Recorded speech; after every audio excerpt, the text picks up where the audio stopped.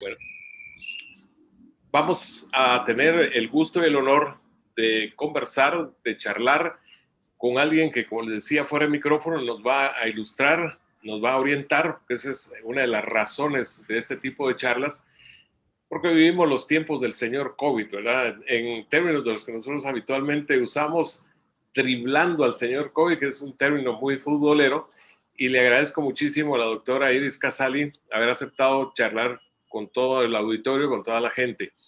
En primer lugar, ya después del recorrido un poco más de un año desde que dio la noticia el presidente el 13 de marzo del año anterior, ¿qué es, doctora, lo que más le ha impactado en nuestro país de ese desarrollo y ahora que estamos en la famosa, tristemente famosa tercera ola del COVID?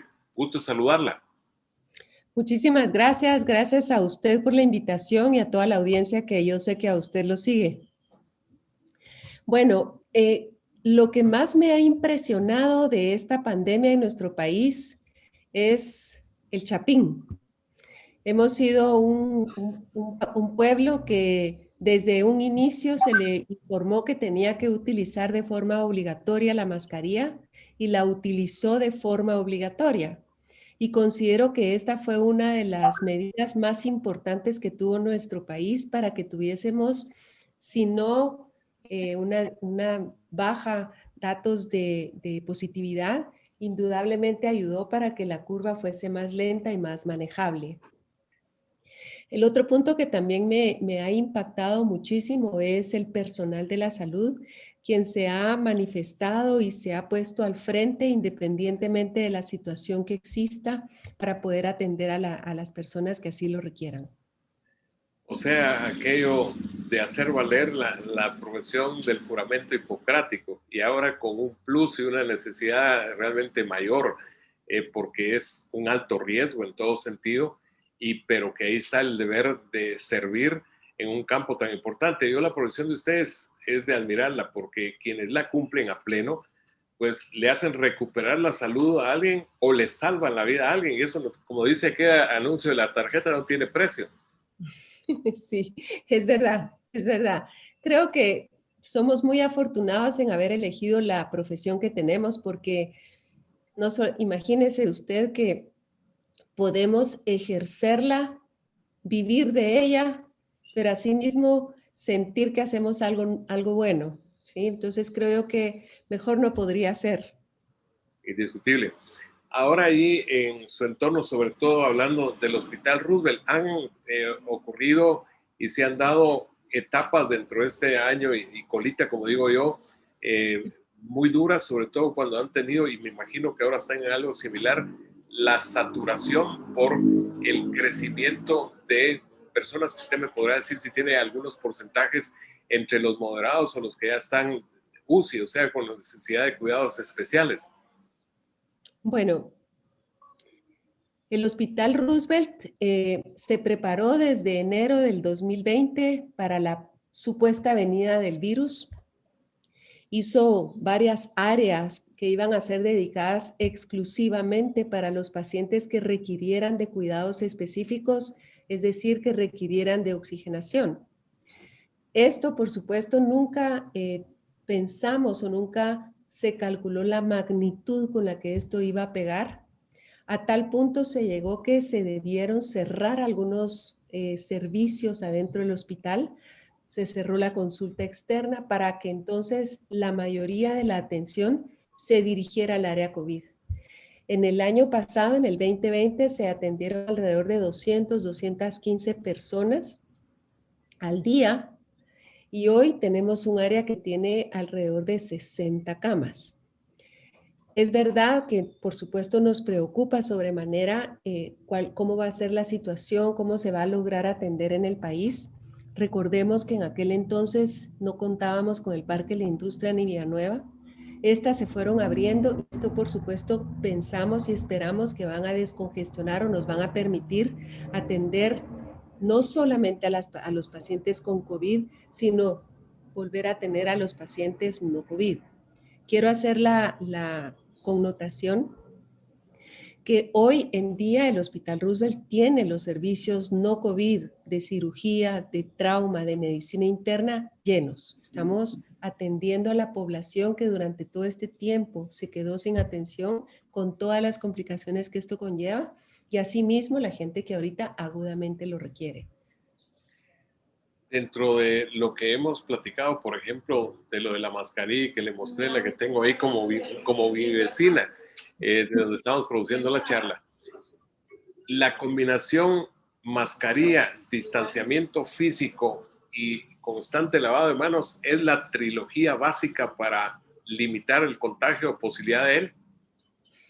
Yo le agregaría algo más. La mascarilla es sí o sí quizás el más importante de todos estos. ¿Por qué? Porque esto va a evitar que nosotros inhalemos las gotas o los aerosoles que pueden estar en el ambiente. Como yo no quiero que me llegue a través de gotas o aerosoles, yo mantengo la distancia de 1,5 metros de otra persona e idealmente no tengo contacto con otras personas porque el virus puede estar en la nariz de alguien que no sabe que lo tiene y me lo puede pasar. Entonces, si yo voy a estar con más personas, es bueno que mantenga 1,5 metros de distancia mínimo. El otro que yo le decía agregar es mantenerse en ambientes donde haya poca gente y que sean ventilados y al aire libre. Ya sabemos que es claro que cuando se hace al aire libre hay menos contacto o contagio que cuando se hacen en lugares cerrados. Por esa razón es importante mantenerse en lugares al medio ambiente, al aire libre. Guatemala tiene el clima para hacerlo y esto va a evitar el contagio. Y el último, el que usted mencionó, que es el de la higiene de manos. ¿Y esto por qué? Porque con las manos nosotros podemos tocar superficies que después pueden tener el virus y nosotros llevárnoslo a la cara. Dentro de eso, fíjese que tuvimos de invitada a una joven fisioterapeuta, Ana Quinto, y ella me dio un consejo muy particular que no sé si usted estará en concordancia o consonancia con ella, que me dijo, yo ando también con mi pachita de gel que ahí está cerca, pero me dijo ella que hay que usarlo 2 o 3 veces, pero después pasar otra vez a jabón y agua, porque entre más se use solo gel, va perdiendo el efecto antibacterial. No es tanto esto, sino que al final usted lo que va teniendo es irritación de las manos. Y sí se recomienda hacer combinación de ambas. ¿De dónde se sacó este jabón en seco, le llaman algunos, o este desinfectante, o eh, sustancia? Se sacó de estudios en lugares, un suizo muy famoso, Pitet, demostró que este podía bajar indudablemente la carga bacteriana de las manos y que era muy similar al lavado de manos con agua y jabón. Entonces, esto nació de países donde no había agua y jabón, como en África, por ejemplo. Entonces, esta fue una medida. Entonces, sí funciona, pero si usted puede combinarlo después de 4 o 5 lavadas, con agua y jabón es mejor. Algo dentro de el diario vivir, hemos tenido dentro del deporte ejemplos que a mí me han llamado mucho la atención. Por decirle uno, un muchacho del equipo de Sanarate no le mencionó a su técnico que tenía ya ciertos síntomas, que había perdido el sentido del olfato, etcétera, y él siguió siendo convocado. El efecto de todo eso, de viajar en el bus, pasar en el hotel, compartir comidas juntos, etcétera, 20 positivos en el equipo. Digo que para el campeonato porque Sanate no podía jugar. La forma de proliferar es impresionante.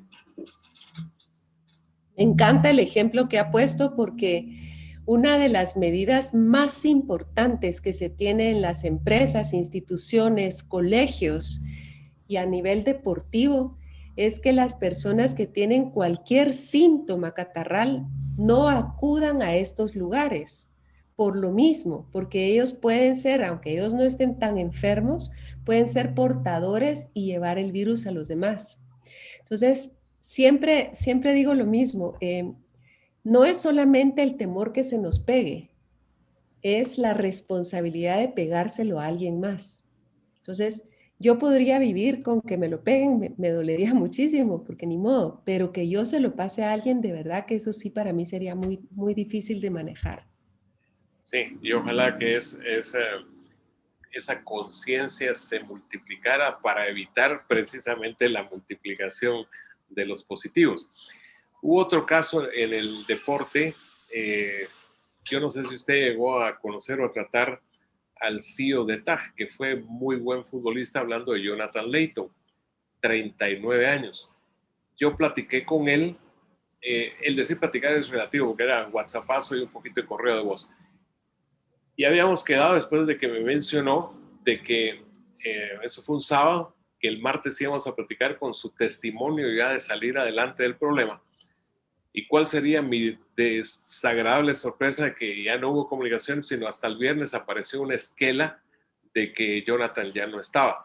Y luego supe, y usted me dirá si esos son factores definitivamente que provocan el desenlace fatal, de que Jonathan no se quiso hospitalizar, sino que estuvo en un hotel, en una habitación de un hotel para que ahí lo atendieran, de ribete combatiendo una enfermedad, en este caso cáncer de piel, y como corolario el COVID. El panorama fue muy en contra de él, ¿no? Mire, aun cuando una persona ha tenido el antecedente de ser sano, deportista, tener un cáncer es algo que nadie sabe. Hay factores hereditarios en algunos de ellos, pero en la gran mayoría desconocemos por qué se da. Pero si él ya tenía un cáncer, pues no sé si estaba en tratamiento o no, etcétera. Son factores entonces aún más, es cáncer más tratamiento que inmunosuprime. Entonces, estas son ya per se dos comorbilidades muy importantes. Y como usted bien dijo, como corolario, tener el COVID, pues por supuesto que esto lo hacía aún más difícil. ¿Cómo hace uno para saber cuándo tener que pedir ayuda? ¿Cuándo tiene uno que ir al médico? ¿Cuándo tiene que avisar? Y aquí es donde tenemos que ser muy claros. Muy al principio de la pandemia, recordará que la mortalidad era mucho mayor que después. En el transcurso del tiempo se ha ido aprendiendo a manejar. Y es que se encontró que la gente que llegaba al hospital llegaba verdaderamente con los pulmones acartonados, por decir algo, tan fibrosados que ya no se podía hacer nada para mejorarlos. Hoy sabemos que cuando una persona empieza a bajar su oxigenación se puede detectar más rápido que cuando siente que le falta aire. Por eso yo insisto en el uso del oxímetro de pulso, que es este aparatito que se pone en el dedo para ver cómo estamos. En el momento en que el oxímetro de pulso empiece a marcar continuamente 90 para abajo, esto ya es una voz de alerta. Tenemos que avisar, porque quiere decir que probablemente va a requerir de otros medicamentos y probablemente va a requerir de oxigenación. En el caso de la persona que usted me mencionaba, de su amigo, es indudable que tenía dos comorbilidades. Probablemente le habló a usted sintiéndose relativamente bien y pensando esto me va a pasar, pero si no tiene todas las medidas preventivas o de control para saber cómo va a evolucionar, pues estos son los desenlaces y lo lamento. Sí, imagínense, 39 a cambio un compañero en radio, salió, le tocaron la campana del Parque de la Industria y salió tranquilo ahí a su casa en uno de los proyectos en la zona 6 y de 73 años, fíjese. O sea, son las cosas que no se pueden poner como parámetros, sino que cada caso termina siendo distinto. Dentro de lo que usted mencionó del Chapín, ¿qué piensas de la parte de Chapín que adiós de estar separados y montón en las playas, en las fiestas, en lugares cerrados, etcétera? Todo lo contrario, porque tal vez han usado la mascarilla, pero en un momento en que se relajaron, o creo que usted se habrá encontrado con gente todavía que niega que existe el COVID, todavía se da eso. Bueno, no cabe duda que los seres humanos podemos ser muy buenos, pero también podemos equivocarnos muchísimo. Claro. Y cuando hemos pasado ya un año y pico, un año, un mes de estar con estas medidas a nivel mundial, no solo Guatemala, tiene un cansancio, tiene un hartazgo, siente que las cosas no cambian, que hay que hacer algo. Entonces, yo sí creo que ese es un reflejo de la humanidad. Es decir, todos necesitamos tocar gente, abrazarnos, el contacto físico. Y empieza entonces a ver esta sensación de que ya va a terminar y como me puedo ir al aire libre en la playa donde muchos creen que el agua de sal mata al virus, el sol también, etcétera, etcétera, eh, no tomaron en cuenta el grave riesgo que esto implicaba. Entonces se fueron por el momento, no por la situación. Y quiero hacer aquí otro dato. No es solamente los que se fueron a la playa o al lago o a Río Dulce o qué sé yo. Yo creo que aquí también hay que tomar en cuenta las reuniones familiares, las reuniones de amigos. Cuando tengo gente que me avisa que tiene el COVID y me dice, solo nos reunimos 8 buenos amigos que nos llevamos muy bien y les digo, mire, el virus no le importa si son amigos, enemigos o familiares. Para el virus lo que necesita es un ser humano con quien vivir. Desde luego. Entonces siempre les digo, no me importa dónde fue, con quién estuvo, me importa porque usted es positivo y le tiene que avisar a todos los demás. Por eso es importante. Pero yo creo que usted tocó un tema importantísimo y siempre creo lo mismo. Yo creo que como humanos es verdad, hay un hartazgo, pero ¿qué es un año de lo que ha pasado estando vivos ahorita y teniendo dentro de poco tiempo las vacunas? O sea, siento que estamos como a nivel deportivo, yo también hice mucho deporte, estamos en el último sprint para llegar a la meta. Nos falta lo último y cuando uno ya está cerca de la meta siente que no va a llegar, pero es lo último. Entonces siempre digo, ya vamos, ahí está la vacuna. Y eso es lo que quiero siempre recordar.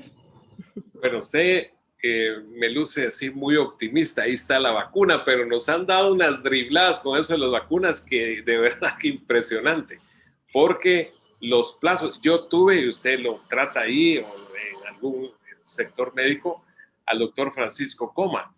Él en este momento de la charla, hace 12 días, nos habló que al día siguiente, pues lo entrevisté domingo, ya iba a estar el calendario de la llegada de las famosas Sputnik.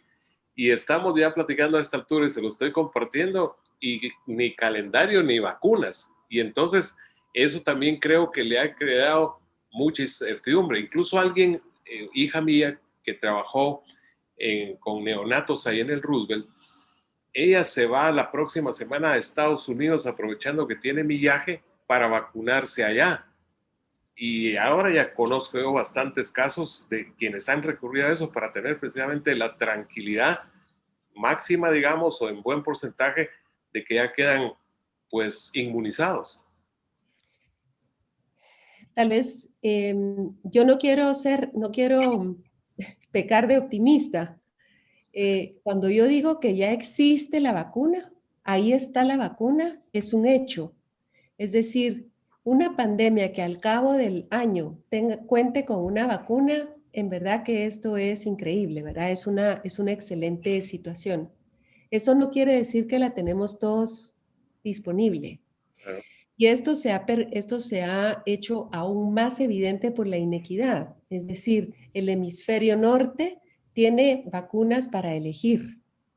Y hay países que pueden decir, esta no la vamos a utilizar.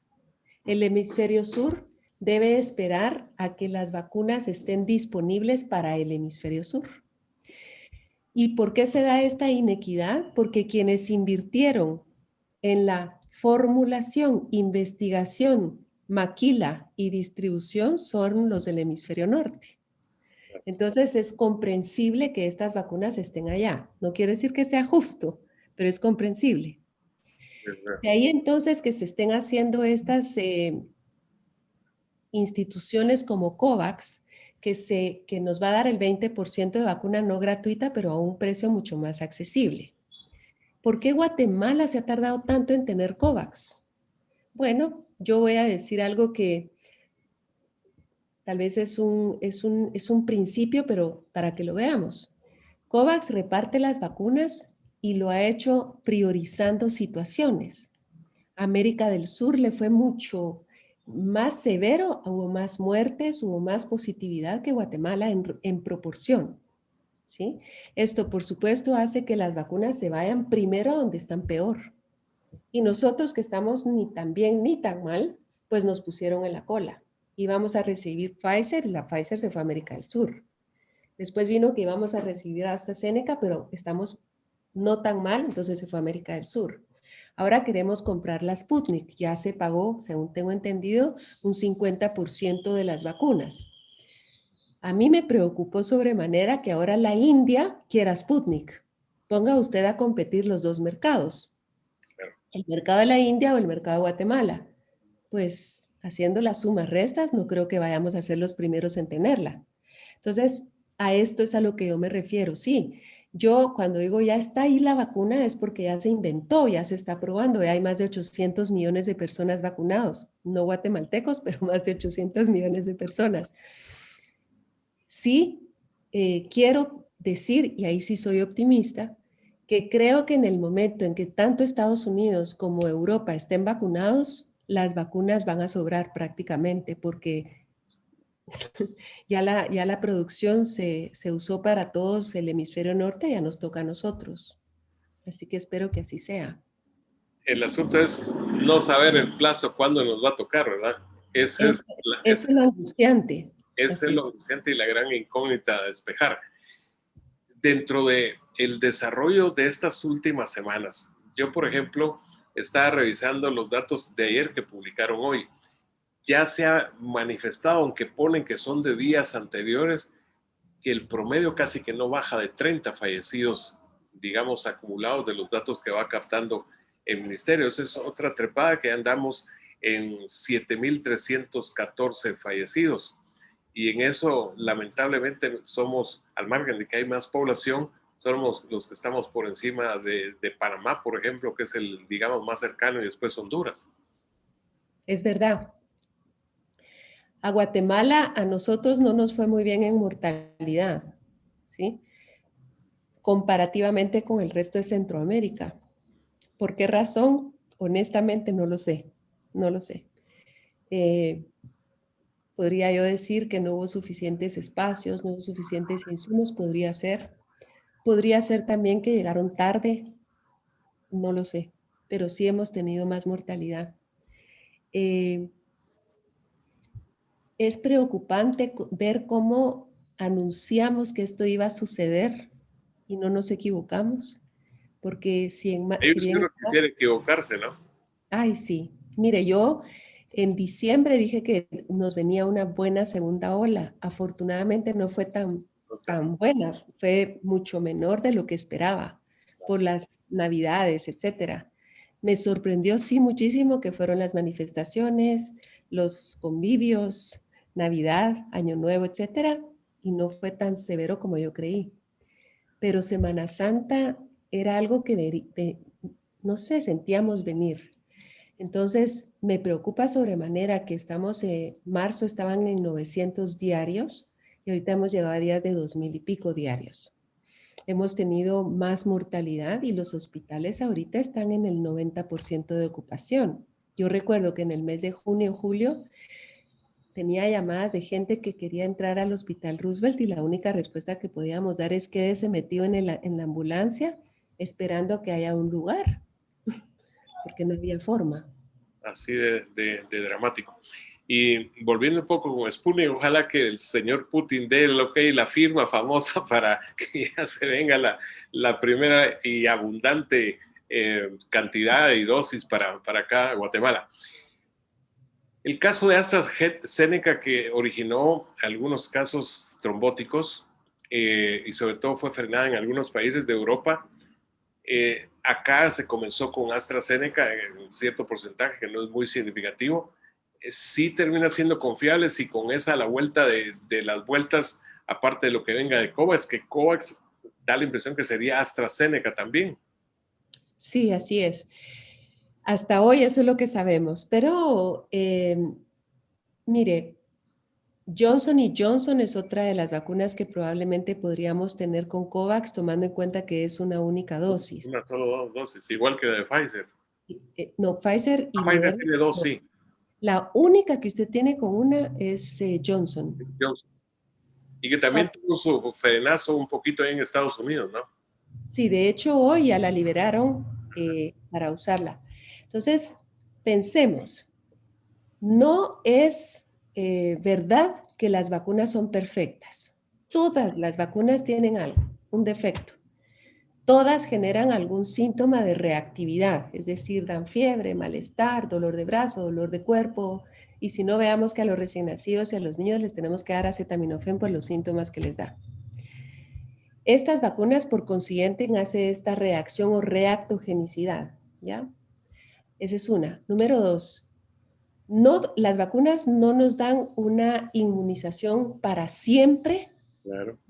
ni tampoco para todo. Eso ya las hace, digamos, no perfectas. Pero sí sabemos que las vacunas son las únicas que paran una pandemia. Ya lo demostraron en viruela y en sarampión. Bueno, entonces, tomando en cuenta esto, estas vacunas Johnson y Johnson y AstraZeneca tienen el defecto de poder generar coágulos, ¿sí? Sin embargo, ¿por qué Europa liberó el uso de Johnson y Johnson hace 2 días? ¿Por qué Estados Unidos hoy? Porque el costo-beneficio, el número de casos que esto puede generar, ese costo por mucho sobrepasa, no es tan importante como el beneficio que nos da. Y luego porque ya se sabe qué se puede hacer con esto y Guatemala cuenta con los medicamentos para poderlos tratar.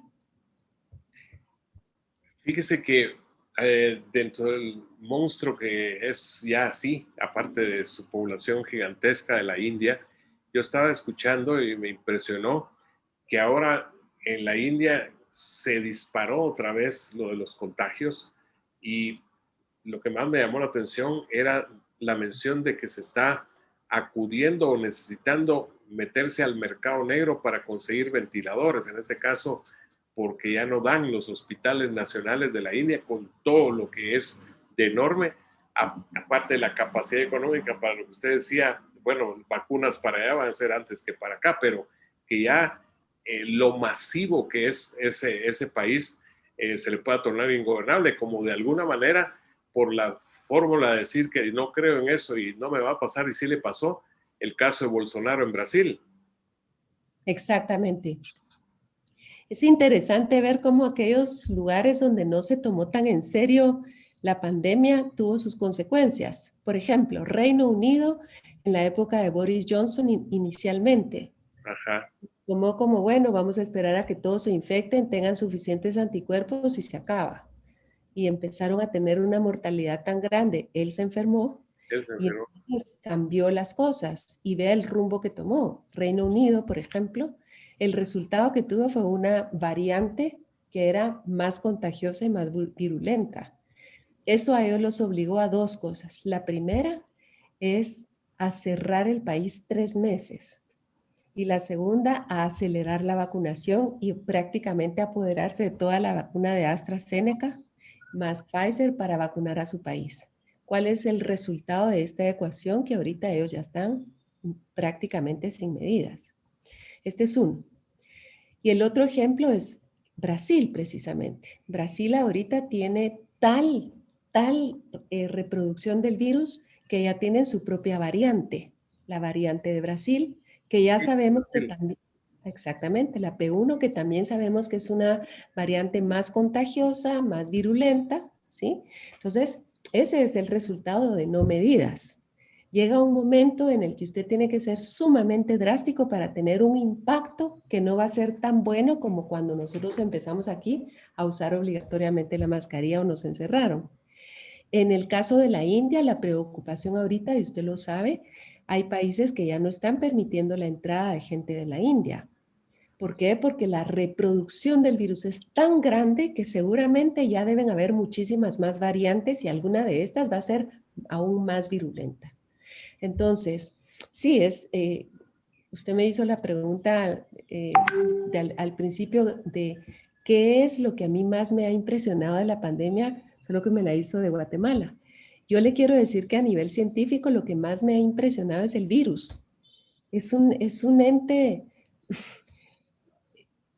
que me sorprende, me hace estudiarlo, me hace quererlo conocer más, ¿ya? Porque veo que hay muchas cosas que seguimos sin entender. Lo que usted dijo al principio, su colega de 70 y pico de años sale bien y su otro amigo sale mal. O sea, ¿dónde está la ecuación? Y por eso siempre digo, el virus es si me da el virus es tirar una moneda al aire, donde puede ser que me vaya bien o no, 50-50. Mientras que si me vacuno, pues no me mata. Así de sencillo y directo. Y se supone que todos lo tendremos que apreciar, que en este caso es la vida que nos está permitiendo, por ejemplo, hablar, pues tomar las precauciones que incluyen la vacuna. Yo le digo, en un determinado momento estuve con la resistencia a vacunarme precisamente por eso de sí que no, tal vez, etcétera. Y al momento incluso me preguntaba, y ya se dio cuenta que no soy ningún niño, que tendría que estar ya lo de la vacunación, y tengo la incertidumbre de cuándo me vaya a tocar, porque ya veo que hasta la fórmula técnica o de estos tiempos no la ha podido afinar la cartera de salud para tener la palabra que sea la certeza de ubicación o de alguna fecha. Yo le pongo un ejemplo: un amigo italiano que ya hizo Guatemala su segunda patria desde el 95 y ahora tiene un par de años de no venir por el mismo problema, y aparte que superó un cáncer de colon, que ya recibió el lunes de la semana anterior su primera dosis de Pfizer, y el 3 de mayo la segunda. Y el 27 de mayo, Dios mediante, lo tendremos por acá, que se llama Tommaso Alimeli. Pero eso se llama certeza. En cambio aquí, puro aquel juego famoso, el Team Marín. Yo le puedo decir a usted otra vez, espero no pecar de optimista, hay fecha para la segunda tanda, digamos, de AstraZeneca, ¿sí? La gente que ha recibido la primera sabe cuándo le toca la segunda. Eso ya es bueno. Eso ya es bueno. Y usted tiene razón. Y los que no tienen ni la primera, ¿cuándo? ¿Ya? Eso genera, usted tiene razón también, mucha incertidumbre, mucha preocupación. Yo, para salud mental, he pensado que si Biden calcula que para el 4 de julio va a tener a Estados Unidos vacunado, quisiera creer que para finales de julio va a tener vacuna que vamos a poder adquirir con más facilidad. Así que por salud mental, estoy pensando que a lo mejor en el segundo semestre vamos a tener más facilidad en la accesibilidad de vacunas. Como diría mi abuelita materna, que Dios la escuche y que Dios la oiga.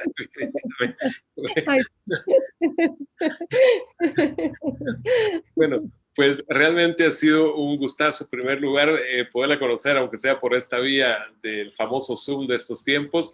Y pues yo creo que habrán nuevas oportunidades, porque como le decía, la charla originalmente para radio, pues por las razones de la programación tuvimos que hacer un reacomodo, pero como dice, el orden de los factores no altera el producto. Así que mucho gusto de saludarla y que esté muy bien.